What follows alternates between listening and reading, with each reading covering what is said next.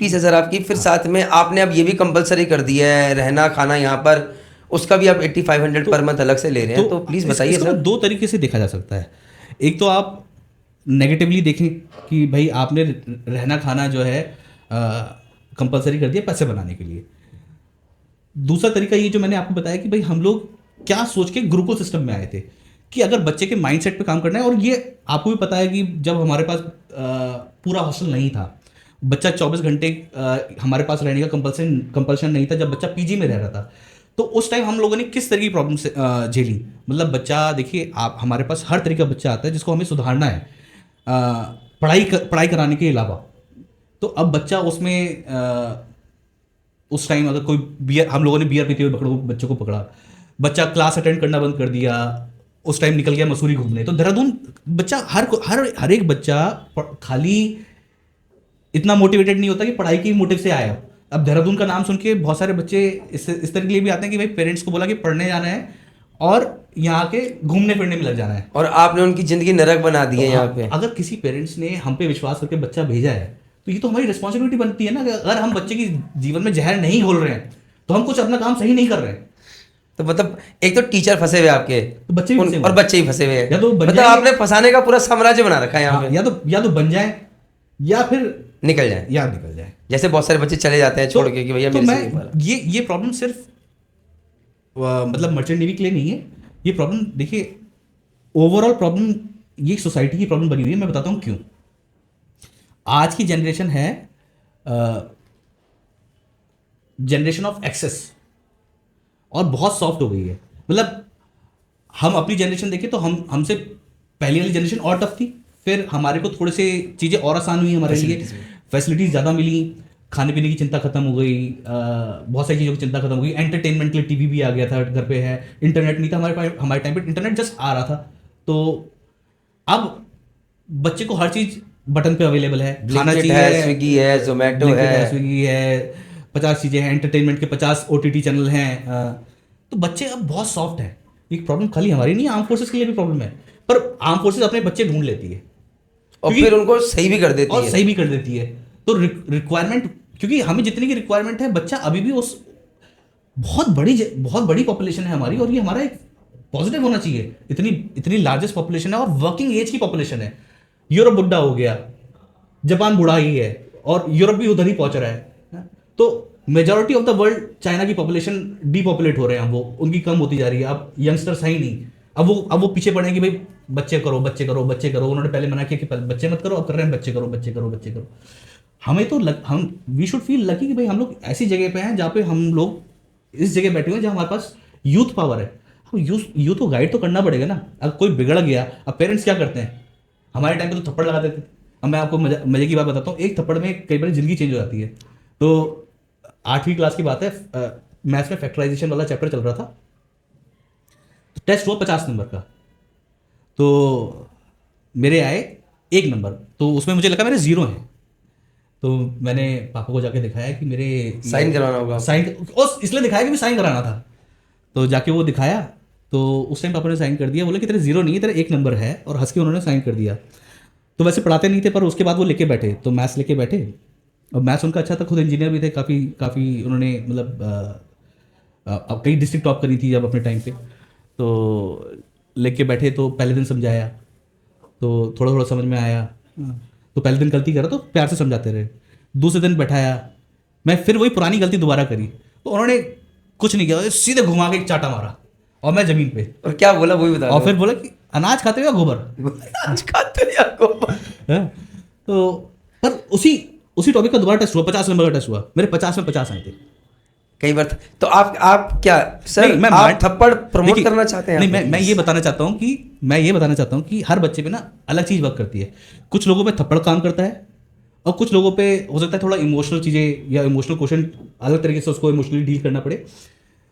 खैर मारना पीटना तो आप थप्पड़ मारते हैं यहाँ पे अकेडमी में, पहले क्लियर कर दिए, से पहले कि लोग वहां से बोले अरे मेरे बच्चे को, आई विश मैं हाथ उठा सकता है, मैं एटलीस्ट छड़ी रखवा सकता कि पढ़ रही है। और कभी कभी मन करता है, इतनी मूर्खता भरे काम करते हैं ये बच्चे कि इनको छड़ी पड़े।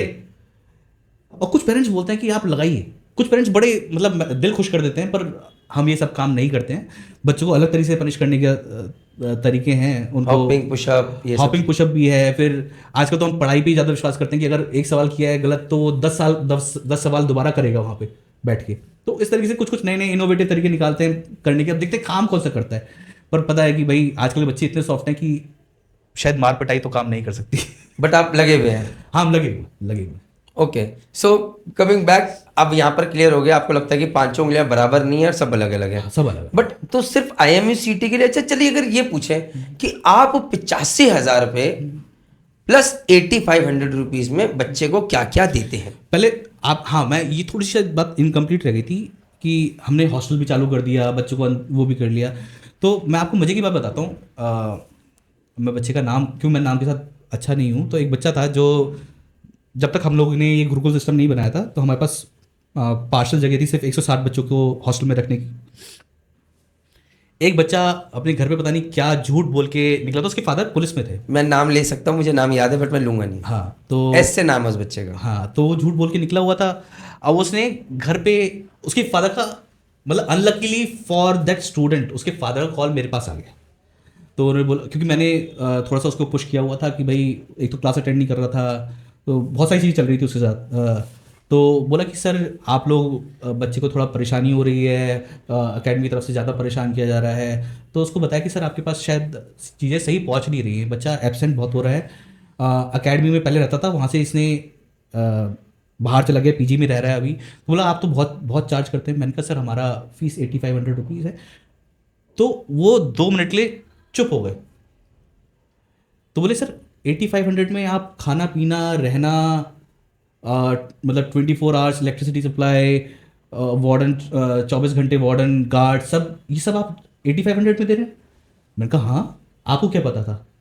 तो बोले सर मेरे बेटे ने मतलब ऐसी तैसी करी हुई है, उसने पता नहीं क्या फिगर कोट करी हुई थी और वो बाहर जाके रह रहा था। सर मैं आपको फिगर ही बता देता हूँ, 18,000 रुपीज़ पर मंथ। 18,000 रुपये। तो मतलब हमारे पास बच्चे इस तरीके से भी गलत काम करने के लिए जो आते थे वो इस तरीके से भी काम करते हैं।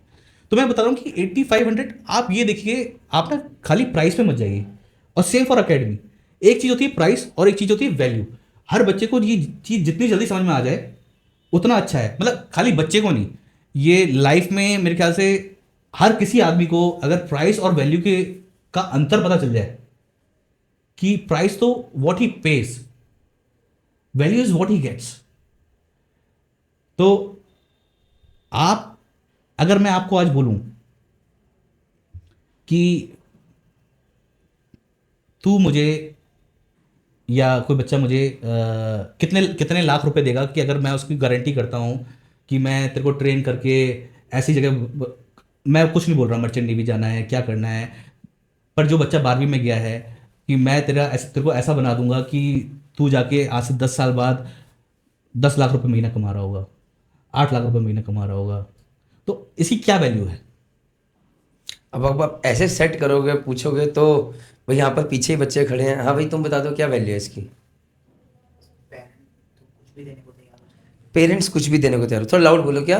पेरेंट्स तो कुछ भी देने को तैयार हो जाएंगे। पेरेंट्स कुछ भी देने को तैयार हो तो जाएंगे। ये मैंने एक बहुत क्रूड वे में आपको बोला। तो इसको इस तरीके से भी नहीं देखना है? इसको ये देखना है कि भाई, और एक तो आपका करियर तो बन ही रहा है? साथ साथ आप ये नहीं देख रहे जिन बच्चों का, मैं ये बोलना चाहता हूँ कि जो बच्चे अनलकी रहे, जो पहली बार में नहीं, हम उनका एक्चुअली हम लोग बच्चों को बहुत कम साथ छोड़ते हैं। बहुत सारे बच्चे खुद हार मान के कई बार निकल जाते हैं, जो बहुत, देखिए क्या मैं आपको थोड़ा सा और समझाने की कोशिश करता हूँ। जैसे इस बार भी बच्चा है, अब वो हिंदी मीडियम से पढ़ के आया हुआ है, अब English is the official language on board ship. Communication part एक ऐसा पार्ट है जिस विच टेक्स टाइम। अब 6 महीने में वो बच्चा खुद बोलता है सर मेरे अंदर there is a vast improvement. अभी 2 दिन पहले मेरे पास इंटरव्यू के लिए आया था, बोलता है सर, मैंने बोला बेटा you are still not fit to appear in the interview itself. तो बोलता है sir but there is a vast improvement in me. मैंने कहा when did you join the academy? तो बोलता है सर मैं आई जॉइंड इन मई और जून ही जॉइंड। तो बोलते हैं sir but when I joined the academy I could not construct even a single sentence. तो मैं थोड़ा चुप हो गया। मैंने कहा बेटा अगर, फिर देन आई आस्क्ड हिम बेटा कि knowing that it'll be very difficult for him, he got good percentage, the only drawback is he's from a from a village, and communication is very very weak because he was from Hindi medium background. Otherwise his percentage is okay. IMCT rank was average. So I asked him, what if you don't get selected this time in any of the companies?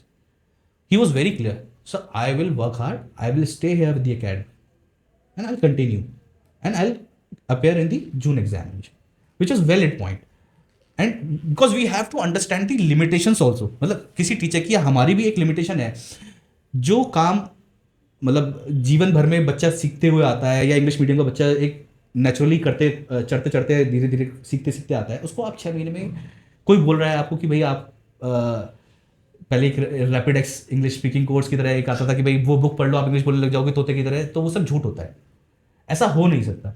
But हाँ, हम लोग कैसे जज करते हैं कि बच्चा कहाँ पे आया था और इस समय कहाँ स्टैंड करता है. And is he working hard?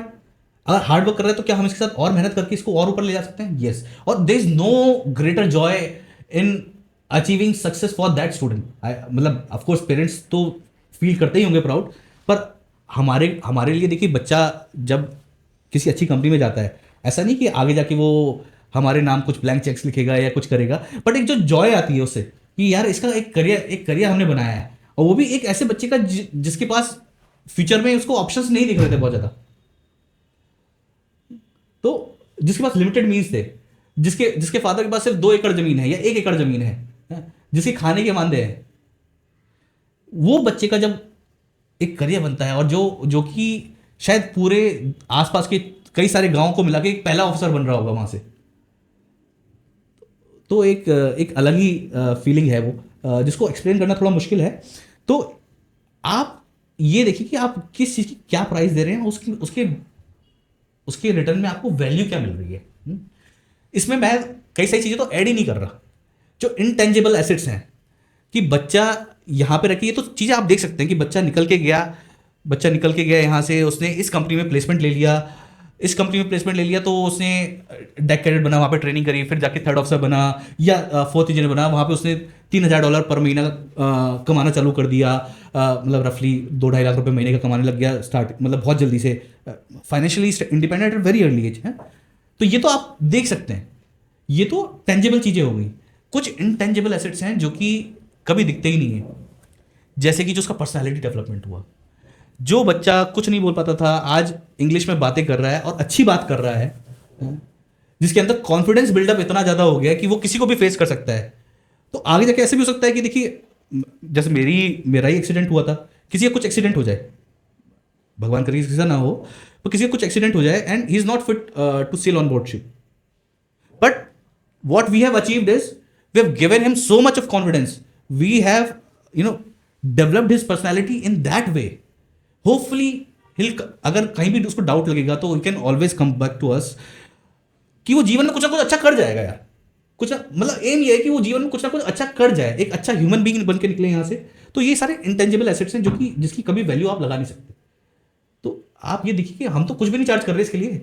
अगर कोई मेरे को ये बोले, आजकल लोग अपने बच्चों के जैसे 5, 6, 7 साल के बच्चे होते हैं, तो कोई फॉरेन लैंग्वेज में डाल रहा है, कोई इंग्लिश सीखने के लिए कुछ डाल रहा है, कोई पर्सनैलिटी डेवलपमेंट के लिए डाल रहा है, और उसके लिए वो लोग 50-50, 60-60 हज़ार रुपये देने को तैयार हो जाते हैं. सर इसमें थोड़ा सा काटूंगा इसलिए कि कंपैरिजन थोड़ा गलत है. जो मुझे लगता है, जो 50-60 हज़ार है, 2,000 पेरेंट्स जो कि अफ्लुएंट फैमिली से आते हैं. यहाँ पर जो हमारे पास अधिकतर बच्चा आता है, वो आता है बेसिकली इमर्शन ज्वाइन करने के लिए थोड़ा एक गरीब तबके का. मैं बिल्कुल मान रहा हूँ, देखिए आपकी बात से मैं डिसएग्री नहीं कर रहा हूँ. मैंने ये सिर्फ इंटेंजिबल एसेट्स को कंपेयर करने के लिए बोला. तो आप ये देखिए ना कि वो तो बच्चा जो आ रहा है, वैसे मैं आपको एक और चीज़ बता दूं कि इसमें खाली गरीब तबके के बच्चा ही नहीं आ रहा. नहीं, हमारे पास बच्चे आ रहे हैं जो आईफोन लेके घूमते हैं. हाँ, बहुत सारे बच्चे हैं जो आईफोन लेके घूमते हैं, और फिर बोलते हैं डिस्काउंट भी दो. बोलते हैं मेरे पास फोन कौन सा है, तो आईफोन. मेरा ओके. तो इसमें मैं बस बच्चों को यही रिक्वेस्ट करना चाहता हूँ कि ये जो डिस्काउंट है, ये जो हम लोग ह्यूमैनिटेरियन ग्राउंड की बात कर रहे थे, प्रोवाइडेड कि बच्चे के अंदर एक वो आग भी है और कैपेबिलिटी भी है कुछ अच्छा करने की, हम वो डिस्काउंट वहाँ पे प्रोवाइड करते हैं. तो मतलब इसीलिए हम लोग बड़े स्ट्रिक्ट हैं कि भाई हर बच्चे को हम लोग वो डिस्काउंट्स प्रोवाइड नहीं करते हैं, ताकि जो एक्चुअल नीड में बच्चा है उसको हम लोग देते हैं, उसके साथ हम लोग खड़े भी रहते हैं, चीज़ें भी करते हैं. उसको कई बारी हॉस्टल में भी डिस्काउंट देते हैं, अभी तक करते आए हैं और आगे भी करते रहेंगे. पर वो हम लोग गाते नहीं उसको या फिर उसको प्रमोट नहीं करते, और बच्चों को यही दिखाते हैं कि भाई ये फीस है, इसको ऐसे ही रहना है, क्योंकि ये जब हो पाएगा तभी वो आगे वाला जो हम लोग किसी के लिए ह्यूमैनिटेरियन ग्राउंड पे काम कर रहे हैं तभी वो पॉसिबल हो पाएगा। जो मैंने बोला था सस्टेनेबल, तो तभी रह पाएगा ना अगर हम लोग प्रॉफिटेबिलिटी, जब प्रॉफिटेबल होगा। तो इतने सारे टीचर्स अगर हम लोगों ने बच्चों के ऊपर कभी ये नहीं सोचा कि भाई हर टीचर, मतलब हर मेरे ख्याल से हमारे 12 बैचेस हैं और 12 बैचेस पे हमारे पास कितने सारे टीचर्स हैं, मतलब हर एक बैच में कहीं किसी टीचर की कभी कमी ना पड़े, उन टीचर्स को भी तो पे करना है। तो आप अगर, क्योंकि बच्चे सिर्फ ये कैलकुलेट करते हैं कि भाई fees into number of students, पर ये नहीं देखते ना कि खर्चा कहाँ हुआ। ठीक है, तो आप ये कहना चाहते हैं फीस जस्टिफाइड है? मुझे लगता है fees justified good for you sir, good for you sir, also for you sir. Okay, ठीक है सर, ऑल्सो फॉर मी। थोड़ा सा और टफ करते हैं सर इस चीज़ को आपके लिए, क्योंकि अभी तक आप उलझे नहीं है मेरी बातों में।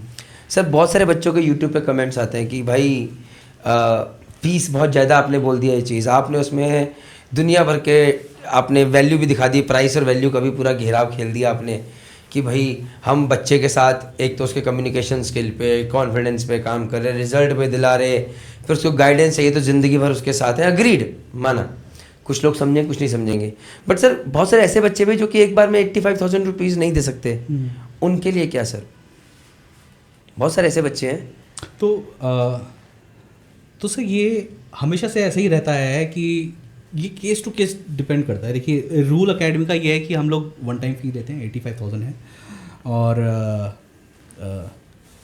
पर ये केस टू केस बहुत डिपेंड करता है। आफ्टर डीप रिसर्च बच्चा सारे डॉक्यूमेंट्स अगर प्रोवाइड कर पाता है कि क्या एक्चुअल में प्रॉब्लम है, फैमिली सही में स्ट्रगल कर रही है, then we look into it. जहाँ बच्चे की हम लोग हेल्प आउट कर सकते हैं, जैसे मैंने बोला अगर वो डिजर्विंग है बिल्कुल, तो उसकी हम बिल्कुल कोशिश करते हैं उसको अलग अलग इंस्टॉलमेंट्स में ब्रेक करने की, उसकी हेल्प करने की। तो वो एक ग्राउंड ऐसा है जो कि हमेशा हमारे लिए ओपन रहता है चीज़ें ये, पर this depends case to case, मतलब केस टू केस पे ही इसको हम लोग रखते हैं। इसको एक नॉर्म नहीं बनाया हुआ है। नॉर्म बनाते हैं तो बच्चे कई बार मिसयूज़ भी करते हैं, बस यही है। कई बार या बहुत ओके, तो मैं समझ गया सर आपके साथ। जैसे मैं इसमें एक एग्जांपल हमेशा सोचता हूँ, मैं बोलना थोड़ा सा गलत भी है, पर आज सोच रहा हूँ कि बैठा हूँ तो बोल ही देता हूँ। बोल ही दीजिए सर, कभी आपको भी गाली पड़नी चाहिए यूट्यूब पे, सिर्फ मुझे ही क्यों पड़े। मजे की बात यह है कि जितने कमेंट्स आते हैं, जितने क्वेश्चन आते हैं, मैं यूट्यूब और सोशल मीडिया से अलग रहता हूँ, तो बच्चा सामने आके बोलते तो मैं उसको आंसर कर देता हूँ। अब ये इनसे मैं परे रहता हूँ तो इतना ज़्यादा मेरे को अफेक्ट नहीं करते।